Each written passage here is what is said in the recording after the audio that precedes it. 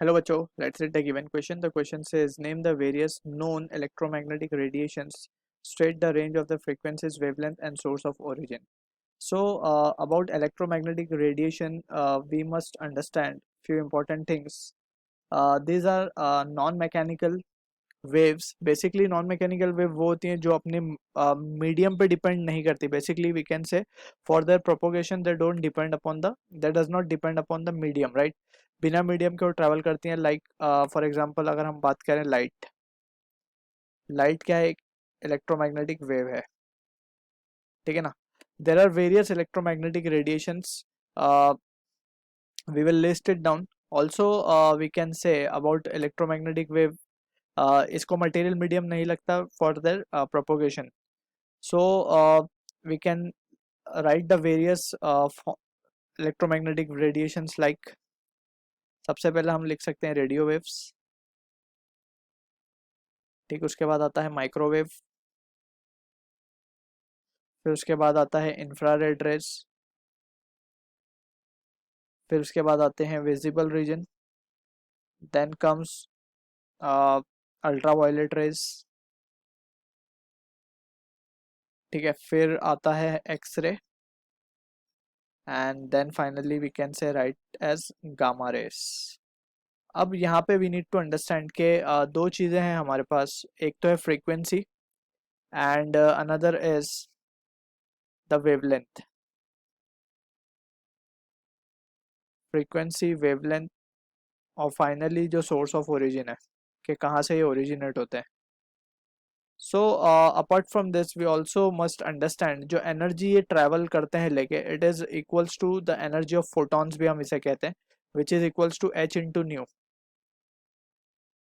Right. H into nu, when nu is the frequency, H is Planck constant. अभी इसी को हम क्या लिख सकते हैं? H equals to C by lambda, right.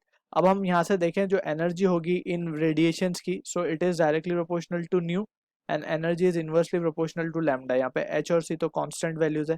सो यहाँ पे हम देख सकते हैं कि एनर्जी न्यू की अगर न्यू पे डिपेंड कर रही है, प्रोपोर्शनल है, और वेवलेंथ से इन्वर्सली प्रोपोर्शनल है. सो वी कैन से कि फ्रॉम रेडियो वेव्स की अगर हम बात करें, सो सबसे ज़्यादा वेवलेंथ रेडियो वेव की होती है. सो वी कैन से यहाँ से अगर हम नीचे की तरफ जाएंगे, so wavelength will decrease. So wavelength will decrease. और अगर हम कह रहे हैं वेवलेंथ डिक्रीज हो रही है तो एनर्जी क्या होती जाएगी? नीचे की तरफ बढ़ती जाएगी. ऑल्सो वी कैन से अगर हम ऊपर की तरफ जाएंगे यहाँ से, सो फ्रीक्वेंसी विल डिक्रीज. फ्रीक्वेंसी ऊपर की तरफ कम होगी, और फ्रीक्वेंसी ऊपर की तरफ कम होगी का क्या मतलब है? एनर्जी ऊपर की तरफ कम होगी, ठीक है. सो एनर्जी सबसे ज़्यादा नीचे की तरफ होगी, यानी कि गामा रे की एनर्जी सबसे ज़्यादा होगी, या फिर फ्रीक्वेंसी सबसे ज़्यादा गामा रे की होगी और इसका ही वेवलेंथ सबसे कम होगा बेसिकली, ठीक है. So this is how we can write it. So यहाँ पे वी कैन से अब जस्ट हमें इनकी वैल्यूज सब्सटीट्यूट करनी है. सो फ्रॉम द वैल्यूज हमें क्या लिख सकते हैं? We can say radio wave की जो फ्रीक्वेंसी रेंज है, इट लाइज बिटवीन, यहाँ पे हम लिखें इसके बारे में, so it should be frequency will be less than 3 × 10⁸ hertz, right. और माइक्रोवेव की अगर हम बात करें, so order we are defining over here 10⁻⁹ से 10⁻11 हर्ट्स के बीच में लाई करेंगी. और अगर हम बात करें इंफ्रारेड रीजन की, सो इट विल बी 10⁻11 से 10⁻14 hertz, right. So this are the just broad, so these are just broad specification we are writing, right. so and अगर हम विजिबल रीजन की बात करें, सो विजिबल रीजन हमारा जो है, it will be lying from 10⁻14 to, ये बहुत छोटा सा रीजन होता है visible region, so it will be almost 10⁻14 तक ही ये इसी में होगा, ये इसके ऊपर नहीं जा सकता है, ठीक है. 10⁻14 हर्ट्स तक ही लाई करेगा ये की फ्रीक्वेंसी. एंड अगर हम बात करें इसकी अल्ट्रा वायलेट रीजन की, सो यहाँ पे थोड़ी सी स्पेसिफिक वैल्यू भी वी कैन सब्सटीट्यूट, लाइक 4 से 4 × 10⁻14 से 7.5 × 10⁻14 हर्ट्स, ठीक. और अल्ट्रा वायलेट रीजन की बात करें तो 7.5 10⁻14 टू 3 इंटू 10⁻14 हर्ट्स। ठीक है।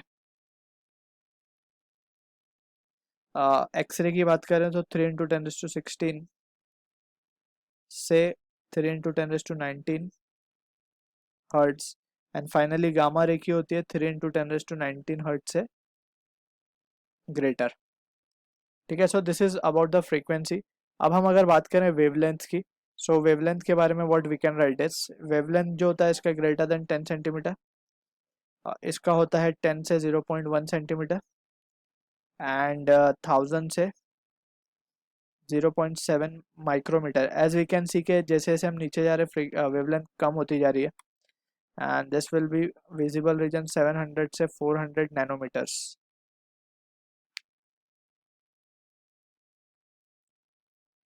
ठीक है।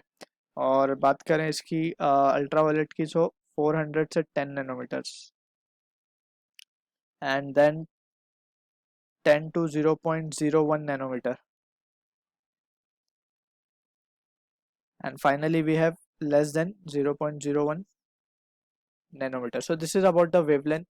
And अगर हम बात करें सोर्स की, so सोर्स के लिए we can say सोर्स के लिए we can write, अगर हम बात करें रेडियो वेव्स की, so we can say broadcasting station, radio station वगैरह, right. So we can write this has to be radio station, हम लिख देंगे यहाँ पे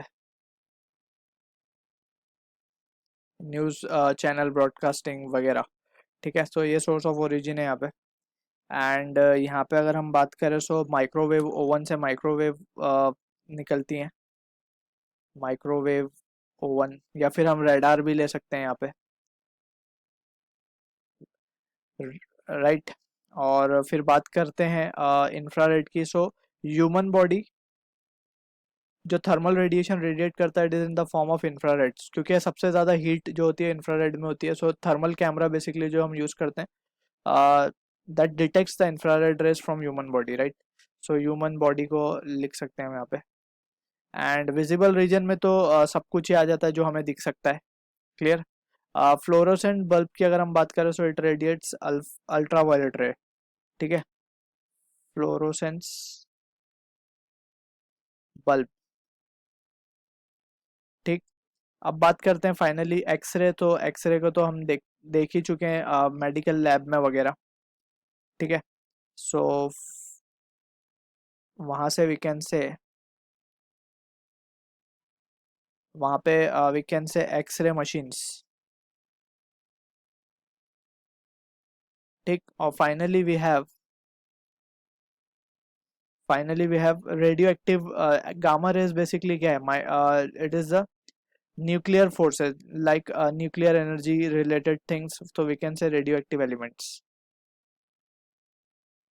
रेडियो active elements.